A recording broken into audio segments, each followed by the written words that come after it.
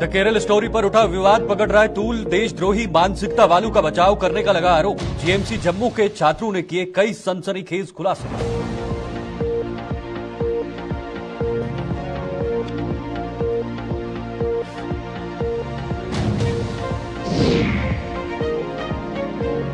G20 सम्मेलन की शुरुआत पर हुंकार भरेंगे डेलीवेजर। अंतर्राष्ट्रीय समुदाय तक आवाज पहुंचाने का लिया प्रण। 22 मई को जम्मू में बड़े स्तर पर प्रदर्शन का लिया ऐलान।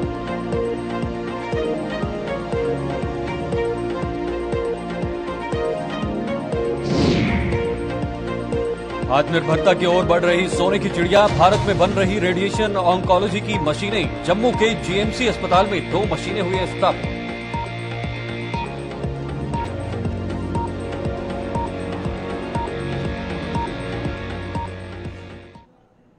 नमस्कार, जम्मू कश्मीर के इस खास बुलेटिन में आपका स्वागत है और मैं हूं आपके साथ शीतल शर्मा। खबरों की शुरुआत करते हैं। जम्मू के जीएमसी अस्पताल में सोमवार को फिल्म द केरल स्टोरी को लेकर 2 गुटों में हुई झड़प का मुद्दा गर्माता जा रहा है। जीएमसी की प्रिंसिपल ने कुछ छात्रों पर भले ही कार्रवाई करते हुए उन्हें कुछ महीनों के लिए निलंबित कर दिया हो, लेकिन कई अन्य छात्र इस कार्रवाई से सहमत नहीं आ रहे हैं, जिन्होंने आज प्रदर्शन कर कई अहम खुलासे किए हैं। उन्होंने आरोप लगाया कि कुछ छात्रों की देशद्रोही मानसिकता का खामियाजा अन्य छात्रों को भुगतना पड़ रहा है, जिनके खिलाफ आज तक कोई कार्रवाई नहीं की गई है। ऐसी मानसिकता वाले लोगों के खिलाफ डंडा नहीं चलाया जा रहा है, जिससे इनके हौसले दिन ब दिन बढ़ते जा रहे हैं। उन्होंने बताया कि ऐसे लोग हमेशा ही माहौल खराब करने में कोई कसर नहीं छोड़ते हैं, जो अभी भी खुलेआम घूम रहे हैं।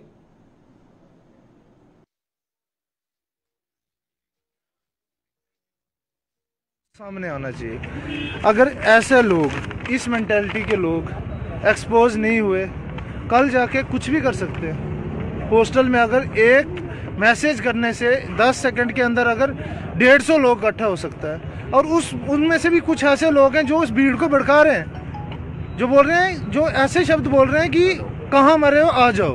उनका मतलब क्या, आज इनका सफाया कर दें। मतलब ये एक बोलने वाली चीज़ है। एक भीड़ को एग्रेसिव करना, उसको ये चीज़ करना, ये कौन सा तरीका है? एज ए अगर आप डॉक्टर हो, डॉक्टर का ये प्रोफेशन में शोभा देता है, और ये लोग जो है, ये लोगों का बचाव क्यों हो रहा है? इन लोगों को एक्सपोज क्यों नहीं जा रहा है? हमेशा एक साइड की चीज़ क्यों दिखाई जा रही है? अभी आप प्रोटेस्ट प्रिंसिपल आए थे अभी, तो उन्होंने बोला कि हमसे मिलो, तो हमें एडमिनिस्ट्रेशन से वैसा कोई दिक्कत नहीं है, हम जाएंगे, हम उनसे बात करेंगे। अगर वो उनका अपना पहलू है, उस पर मैं कुछ बोल नहीं सकता हूँ। जो उन्होंने बोला, वो हमारे प्रिंसिपल डीन है, हमें उनसे कुछ नहीं है। जो वो बोले हम उनकी बात को फॉलो करें। हमारा सिंपल सी एक मांग है, वो ये है कि हॉस्टल में हर बार जब भी ऐसी चीज़ हो, 15 अगस्त हो, 26 जनवरी हो, कोई भी ऐसा इंसिडेंट हो, कोई केरला स्टोरी हो, द कश्मीर फाइल्स हो, कुछ भी ऐसा जब मुद्दा होता है, उस टाइम पे ये मॉब बना के आते हैं और हिंदू लड़कों को टारगेट करते हैं। अगर जम्मू में ये हो रहा है तो कश्मीर में सोचो क्या होगा। ये हसलर मलिक करके एक लड़का है, ये जब भी कोई कश्मीर में कोई टेररिस्ट मारा जाता है, कोई आतंकवादी मारा जाता है, सुअर, तो ये इसके लिए स्टोरियां चढ़ाता है। ऐसे लोग हमारे कॉलेज में हैं, ऐसे लोग, इनको फ्री हैंड दिया जा रहा है, और इनको ठीक है, और इनको शील्ड किया जा रहा है। अब ये देख लीजिए, ये है ये लड़का, ये 2020 के बैच से एमबीबीएस में यहाँ पर सिलेक्शन में आया है। 2000 के बायो में क्या लिखता है? IOK, Indian occupied Kashmir. Shot बनाए जो हमारे पास पड़े हुए हैं, उनकी फोरेंसिक इन्वेस्टिगेशन हो, और जो ये एविडेंस के फैब्रिकेटेड एविडेंस डाल रहे हैं और जो मैलिंजरिंग कर रहे हैं उसकी इंक्वायरी हो, और इनके ऊपर सख्त से सख्त कार्रवाई हो। ये शुरू करना, उसको पता ही है कि केरला स्टोरी के सपोर्ट में किसी लड़के ने अपने विचार दिए कि ये मूवी देखनी चाहिए। उसके बाद एक मॉब आता है 150 लोगों का। मुझे नहीं समझ आई वो इकट्ठा कैसे हुआ। 150 लोगों का मॉब इकट्ठा होता है और उसको मारता है। जिसने था, वो बच्चा था, छोटा, फर्स्ट ईयर का था, उसने बोला कि यार अच्छी मूवी है, मैंने देखी है, देखनी चाहिए, अच्छी मूवी है। और जब उसके साथ गाली गलौज छोड़ने लगी उस ग्रुप में कि तू ऐसी चीजें ग्रुप में क्यों डाल रहा है, और कुछ ऑब्सीन बातें लिखी गई जो मैं बता नहीं सकता हूँ यहाँ पर मीडिया में। प्रिंट मीडिया हमेशा एक पहलू को दिखा रहा है और एक पहलू को भी मैनिपुलेट करके दिखा रहा है। तो हमारी यही रिक्वेस्ट है कि सच पूरा बाहर आए। ये आप देखिए इन लोगों का मेंटालिटी, जो Indian occupied Kashmir social media पर ब्रांडिश करते हैं कि हम यहाँ रहते हैं, इतने ब्रेजनली। जो ये ऐसे कह रहा है, मुकाइब शापू है इसका नाम, कह रहा है बेटा 60 होते ना तो पूरा डाइसेक्शन। ये है सेकंड ईयर का, देखिए सेकंड ईयर लिखा हुआ है इसके व्हाट्सएप के स्क्रीनशॉट में। और ये जब टेररिस्ट मरते हैं, ये लोग उनको सेलिब्रेट करते हैं। गाइडलाइंस हैं, अंडरस्टैंडिंग्स हैं, डायरेक्टिव्स हैं, सबके लिए कॉमन है और सेम है। कोई भी सिचुएशन जब आती है या कोई चैलेंज है तो उससे बहुत सीखने को मिलता है और मेरे को बहुत खुशी है आप सबसे ये शेयर करने में कि सारे फैकल्टी कलीग्स, मेडिकल टीचर्स, सारे पैरामेडिक्स बिल्कुल पॉजिटिव सोचते हैं जब स्थिति नियंत्रण की बात आती है। तो कोई जब सोच ही या माइंडसेट्स या एक व्यवहारिक बदलाव किसी इंस्टीट्यूशन में आ जाता है तो मुझे लगता है कि कोई प्रॉब्लम नहीं रहती। अभी तक हाँ, कुछ चिन्हित किए थे बच्चे। अब स्टूडेंट्स हैं तो कोई नेगेटिव टेंडेंसीज हर एक में रहती हैं, ना कि स्टूडेंट्स में, हम सब में। बिल्कुल मैं मानना चाहूँगी कि किसी भी इंसान में कुछ नेगेटिव टेंडेंसीज उभरने की रहती तो है स्कोप, और कोशिश करनी है मिलजुल।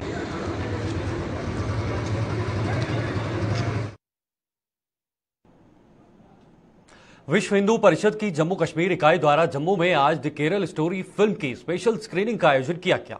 यह फिल्म कई स्कूलों की छात्राओं को दिखाई गई। इस अवसर पर विश्व हिंदू परिषद के प्रदेश के कार्यकारी अध्यक्ष राजेश गुप्ता भी मौजूद थे। फिल्म की स्पेशल स्क्रीनिंग को लेकर राजेश गुप्ता ने कहा कि यह फिल्म सच्चाई को बयान करती है, जिसमें यह दिखाया गया है कि कैसे इस्लामिक कट्टरपंथी हिंदू और ईसाई लड़कियों को गुमराह कर और उनका धर्मांतरण करवाकर उनका शारीरिक और मानसिक शोषण करते हैं।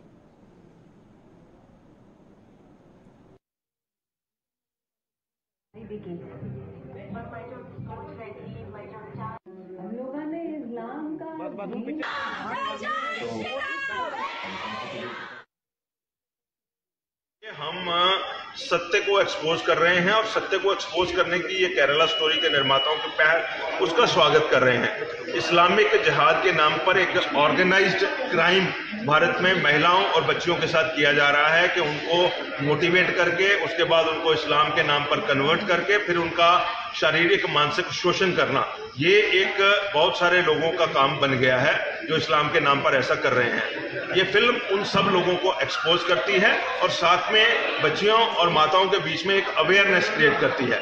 उस अवेयरनेस को लेकर के हमारा प्रयास है कि ये अवेयरनेस जो है हर घर तक पहुंचे, हर माता और बहन तक पहुंचे, हर बच्ची तक पहुंचे, ताकि वो सजग हो सके। आगे बढ़ते हैं। पिछले करीब 11 महीने से अपनी मांगों को लेकर आंदोलन कर रहे जल शक्ति विभाग के डेली वेजरों ने जम्मू कश्मीर में 22 मई से शुरू होने जा रही G20 सम्मेलन के पहले ही अंतर्राष्ट्रीय स्तर पर अपनी आवाज बुलंद करने का ऐलान किया है। 22 मई को इन डेली वेजरों के आंदोलन के 11 महीने पूरे हो रहे हैं, जिन्होंने ऐलान किया है कि वो भी G20 सम्मेलन की शुरुआत पर 22 मई को जम्मू में बड़े स्तर पर प्रदर्शन कर अपनी आवाज इस सम्मेलन में विदेशों से आए हुए प्रतिनिधियों तक भी पहुंचाने का काम करेंगे। जम्मू में आज प्रदर्शन करते हुए इन डेली वेजरों ने बताया कि इससे अगर जम्मू कश्मीर और हमारे देश की छवि धूमिल होती है तो इसके लिए वो नहीं बल्कि जम्मू कश्मीर का प्रशासन जिम्मेदार होगा।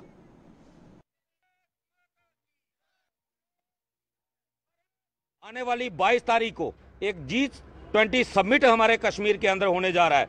मैं अपने सभी तमाम डिस्ट्रिक्टों के डेली वेजर साथियों से ये आह्वान करना चाहता हूं, आप लोग सभी 22 तारीख के लिए तैयार रहें। आज हम जम्मू कश्मीर के सिक्योरिटी के रीजन जो देख रहे हैं कि सिक्योरिटी बहुत रेड अलर्ट पे रखी गई है। अगर सिक्योरिटी हमें अलाउ करती है तो 22 तारीख को जम्मू के अंदर एक बड़ा प्रदर्शन हो सकता है और उसका कारण एक ये भी है कि 11 महीने उस दिन हमारे पूरे हो जाएंगे। 22 जून 2022 से लगातार हम लोग धरने पे बैठे हुए हैं और उस प्रदर्शन की वजह से अगर हमारे बाहर से आए हुए, विदेशों से आए हुए प्रतिनिधियों के सामने जम्मू की छवि दागदार होती है या भारत की छवि दागदार होती है, उसके लिए एलजी प्रशासन खुद जिम्मेदार रहेगा। हमारे प्रदर्शन की वजह से कोई भी बदनामी का दाग अगर जम्मू कश्मीर प्रशासन पे या केंद्र सरकार पे लगता है तो उसके लिए एलजी प्रशासन और भारतीय जनता पार्टी का जम्मू कश्मीर का यूनिट जिम्मेदार रहेगा। मौजूदा समय में हमारा देश कितना आत्मनिर्भर हो चुका है, इसका एक और सबूत देखने को मिल रहा है। जम्मू के जीएमसी अस्पताल में इस अस्पताल में स्थापित की गई रेडिएशन ऑन्कोलॉजी की 2 मशीनें भारत में निर्मित हैं और देश के प्रधानमंत्री ऐसी ही कुछ मशीनें दूसरे देशों को डोनेट भी कर चुके हैं। देश के परमाणु ऊर्जा विभाग द्वारा निर्मित ये मशीनें कैंसर से जूझ रहे मरीजों के इलाज में बेहद कारगर साबित हो रही हैं, जिनमें से एक को शुरू भी कर दिया गया है। वहीं रेडियोलॉजी डिपार्टमेंट के हेड डॉक्टर आशुतोष गुप्ता ने बताया कि दूसरी मशीन को शुरू करने की अनुमति मिलने की प्रक्रिया पूरी की जा रही है और जल्द ही उसे भी इस्तेमाल में लाना शुरू कर दिया जाएगा। बड़ी खुशी हो रही है कि जो हमारे जीएमसी में रेडिएशन ऑन्कोलॉजी की मशीन आई हैं वो टोटली मेड इन इंडिया हैं, अंडर आत्मनिर्भर भारत के अंदर ये दोनों मशीनें डिपार्टमेंट ऑफ एटॉमिक एनर्जी ने डेवलप की हैं। तो वी आर वेरी फॉर्चुनेट कि 2 मशीन्स हमारे यहाँ लगी हैं टोटली मेड इन इंडिया। वो बड़े प्राइड के साथ मैं बोलता हूँ कि यही मशीनें हमारे जो प्रधानमंत्री मोदी साहब ने काफ़ी कंट्रीज़ को डोनेट भी की हैं, गिफ्ट भी की हैं। तो बड़े और बहुत अच्छी वर्किंग बहुत अच्छी है, टोटली ये फ्लॉलेस वर्किंग है इनकी। एक मशीन जो सिमुलेटर है वो तो हमने स्टार्ट कर दी है, फंक्शनल है।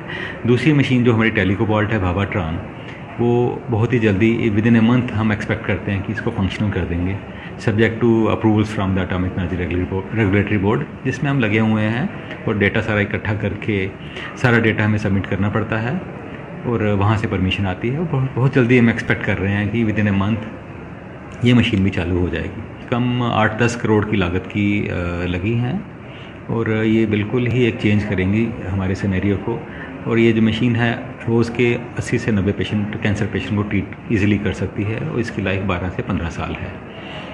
तो हमारे पास इनफ एक्सपर्टाइज है इस मशीन को चलाने में।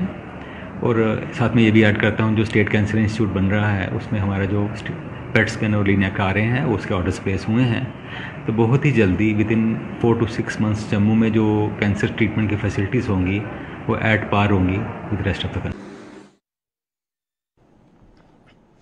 चलिए खबरों में आगे बढ़ते हैं। बाहरी राज्यों से मवेशियों की तस्करी कर उन्हें कश्मीर घाटी ले जाने वाले तस्करों को अब अपनी करनी का फल भोगना पड़ रहा है।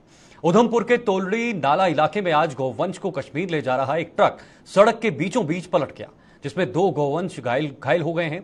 इस ट्रक में 9 मवेशियों को लादकर कश्मीर ले जाया जा रहा था, जिनमें से एक की टांग टूट गई है, जबकि एक गर्भवती गौवंश भी गंभीर रूप से घायल हो गया। ट्रक में सवार तस्कर हालांकि मौके से फरार हो गए और इस हादसे की सूचना मिलते ही लोग मौके पर पहुंचे व पुलिस को भी सूचित कर दिया।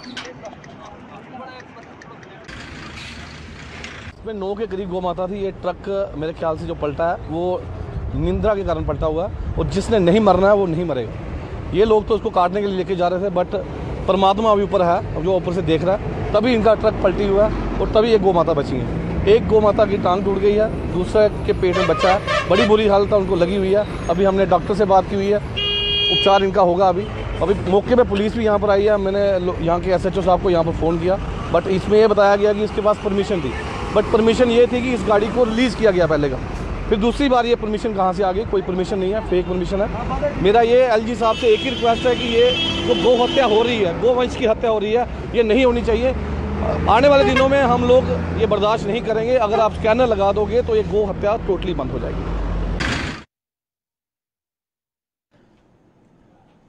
एक तरफ सरकार गरीब लोगों को प्रधानमंत्री आवास योजना के माध्यम से पक्के मकान देने के दावे कर रही है, तो वहीं थन्ना मंडी के मंगोटा पंचायत के रहने वाले मकबूल शाह ने इस योजना के नाम पर पंचायत के सदस्यों और ग्रामीण विकास विभाग के कर्मचारियों पर भ्रष्टाचार करने का आरोप लगाया है। मकबूल शाह का आरोप है कि इस योजना का लाभ देने के नाम पर इन लोगों ने उससे 10,000 रुपए की रिश्वत भी ली है, लेकिन 3 साल गुजरने के बावजूद भी उसे इस योजना का लाभ नहीं दिया है।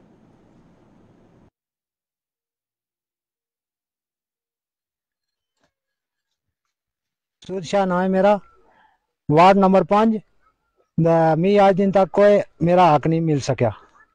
जड़ा आना वही आना जी, बस पैसे दो जी, तो बस तो काम हो जासी। आपको सरकार की तरफ से मकान मिला है या बाथरूम वगैरह? कुछ नहीं, मुझे कुछ नहीं मिला। मेरे पास ये देखो ना, कहाँ है बाथरूम? है ही नहीं है इसमें। क्या बाथरूम है ही नहीं, मुझे पैसा ही नहीं आया। ये कहता है बस दे दो मुझे 2,000 रुपया दे दो तो मैं आपका अकाउंट में पैसा दे दूंगा।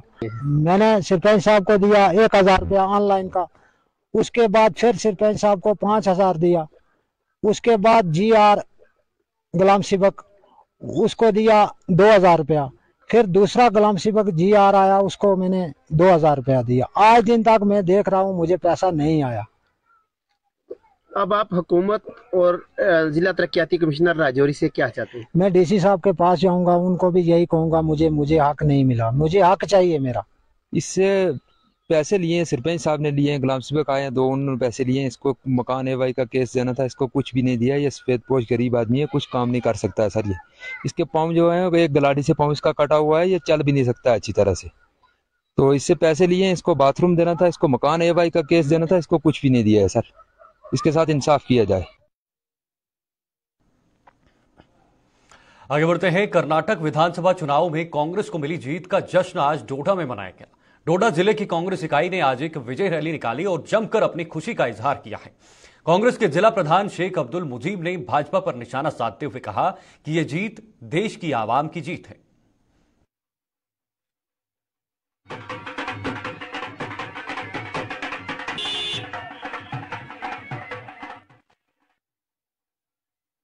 की लीडरशिप की, वहां के लोगों की जीत है, ये पूरे हिंदुस्तान की जीत है। ये मैडम सोनिया गांधी जी की जीत है, मल्लिकार्जुन खड़गे जी की जीत है, राहुल गांधी और प्रियंका गांधी जी की जीत है। ये पूरे हिंदुस्तान की जीत है और ये वक्त की जरूरत थी, क्योंकि इस वक्त जो लोग परेशान हाल थे और आप देखते हैं कि इस वक्त इन लोगों ने जो पोलराइजेशन चलाई थी हर जगह, जहां पे भी इलेक्शन हुआ वहां इन्होंने पोलराइजेशन का जोर दिया।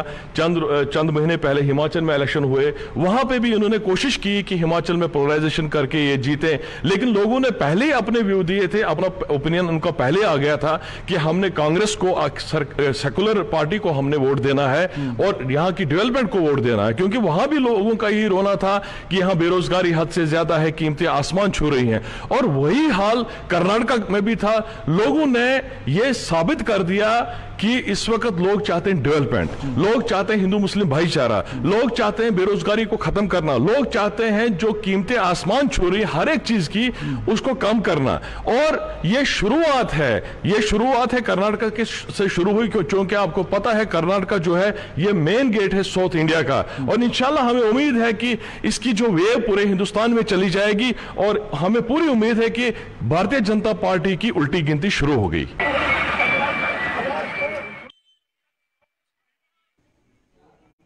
डीसी सांबा अभिषेक शर्मा ने आज सांबा के विभिन्न क्षेत्रों का दौरा कर लोगों को पेश आ रही समस्याओं की जानकारी दी है। इनमें कुछ समस्याओं का समाधान उन्होंने मौके पर किया, जबकि अन्य समस्याओं के हल के लिए अधिकारियों को निर्देश जारी किए हैं। उन्होंने बताया कि अधिकतर क्षेत्रों में लोग पानी की परेशानी से जूझ रहे हैं और इसके हल के लिए जल्द ही एक रणनीति बनाई जाएगी और लोगों की इस दिक्कत को हल कर दिया जाएगा।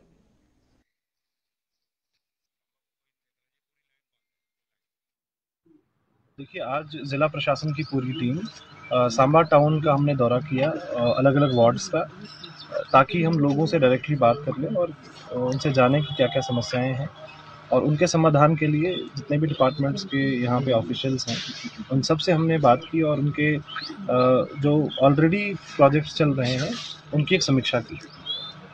जहाँ तक इश्यूज़ का सवाल है, तो जितने भी इश्यूज़ रेज हुए हैं, खासकर सबसे बड़ा इशू पानी को लेके एक ड्रिंकिंग वाटर का प्रॉब्लम है।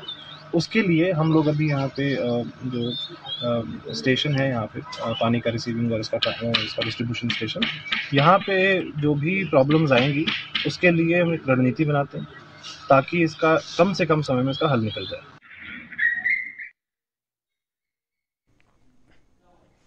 इधर पुंछ में स्वच्छता जागरूकता कार्यक्रम का आयोजन किया गया, जिसमें डीसी पुंछ यासीन अहमद चौधरी मुख्य रूप से मौजूद थे। कार्यक्रम के दौरान डीसी पुंछ स्वच्छता जागरूकता अभियान वाहन को अपनी शुभकामनाओं के साथ रवाना किया। यह वाहन जिले के विभिन्न गांवों में जाकर ग्रामीणों को स्वच्छता के प्रति जागरूक करेगा। इस अवसर पर असिस्टेंट कमिश्नर पंचायत नईमुल निसा भट्टी और ग्रामीण विकास विभाग के अधिकारियों के साथ साथ स्कूली बच्चे भी मौजूद थे।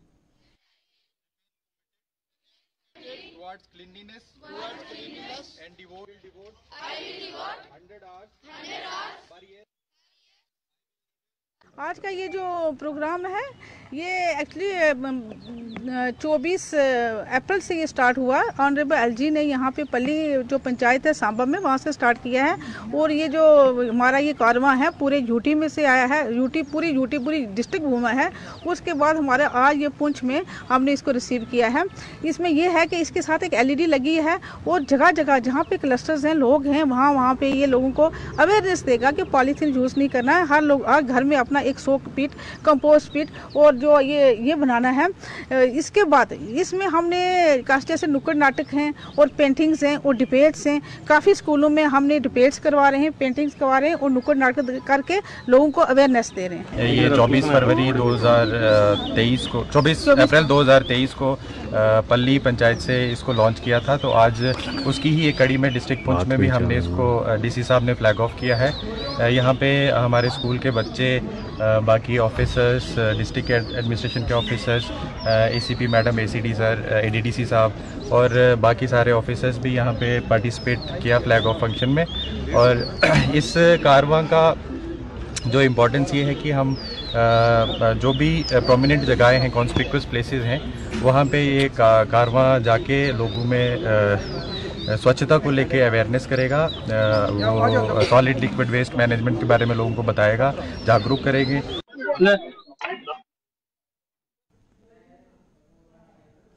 गुजर समुदाय के शिष्टमंडल ने भाजपा के एसटी मोर्चा के यूटी के उप प्रधान मोहम्मद शरीफ की अगुवाई में आज डीसी कठवा राकेश मनहास से भेंट की है। इस दौरान शिष्टमंडल के सदस्यों ने प्रशासन से उन्हें ढोंकू की ओर जाने के लिए वाहन उपलब्ध करवाने की मांग की है। मोहम्मद शरीफ ने बताया कि जिस तरह से प्रशासन ने बकरवाल समुदाय के लोगों को पहाड़ों की ओर जाने के वाहन उपलब्ध करवाए थे, उसी तर्ज पर गुज्जर समुदाय के लोगों को भी यह सुविधा दी जानी चाहिए ताकि वो भी बिना किसी परेशानी के अपने ढोंकू तक पहुंच सके।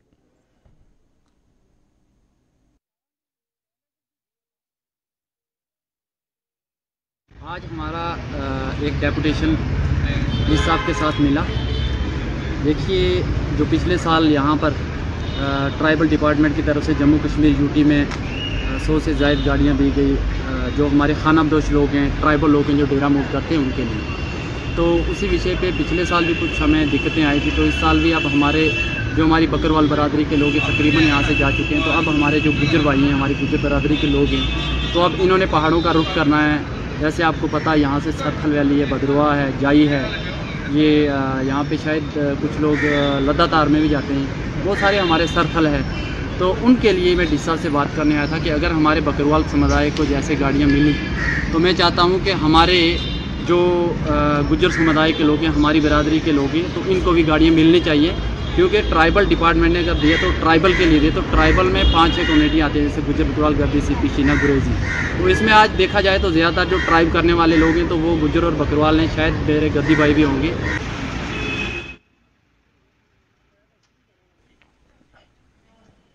फिलहाल के लिए इस बुलेटिन में इतना ही। मुझे दीजिए इजाजत। नमस्कार।